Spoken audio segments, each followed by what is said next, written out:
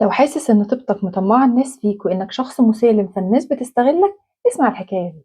تخيل معايا كده إني واقفة وواحد معدي من قدامي داس على رجلي غصب عنه، فقلت له بهدوء لو سمحت خد بالك لإنك دوست على رجلي. بص لي ومشي ولا كأن حصل حاجة، وهو راجع راح دايس برضه على رجلي. ساعتها هو حاجة من الاتنين، يا قاصد يا مش مهتم. بس أنا برضه بصيت له كده بابتسامة عريضة وقلت له خد بالك لو سمحت، حضرتك أصلك دوست على رجلي مرة تانية. هو برضه ما عملش أي رد فعل. يجي بقى حد يسألني هو أنتِ ليه ساكتة كده؟ ليه مش بتكلميه بحزم وبقوة؟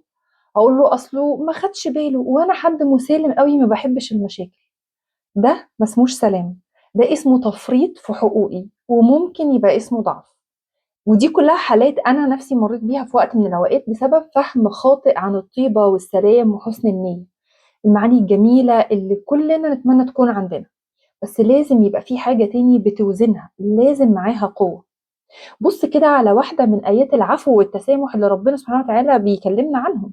بُص بيقول لنا إيه، خُذِ العفو وأمُر بالعرف وأعرض عن الجاهلين. اعفو واصفح وتجاهل وتغافل مع اللي يستاهل، بس في نفس الوقت أؤمر.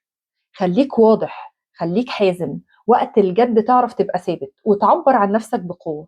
القوة دي هي اللي هتحمي بيها سلامك وتحافظ بيها على طيبتك. فلو حاسس إن أنت تعبان من طيبتك اعرف إن المشكلة مش في الطيبة نفسها، أنت بس محتاج توزنها بشوية قوة نفسية، ثقة بنفسك ومهارات توكيدية تحافظ بيها على حقوقك وقت اللزوم. بعدها بقى مارس الطيبة والسلام زي ما أنت عاوز، بس هتمارسهم من موضع قوة مش من موضع ضعف. وساعتها المعتدي أو اللي بيحاول يخترق حدودنا هيفكر مرتين قبل ما يتجاوز حدوده.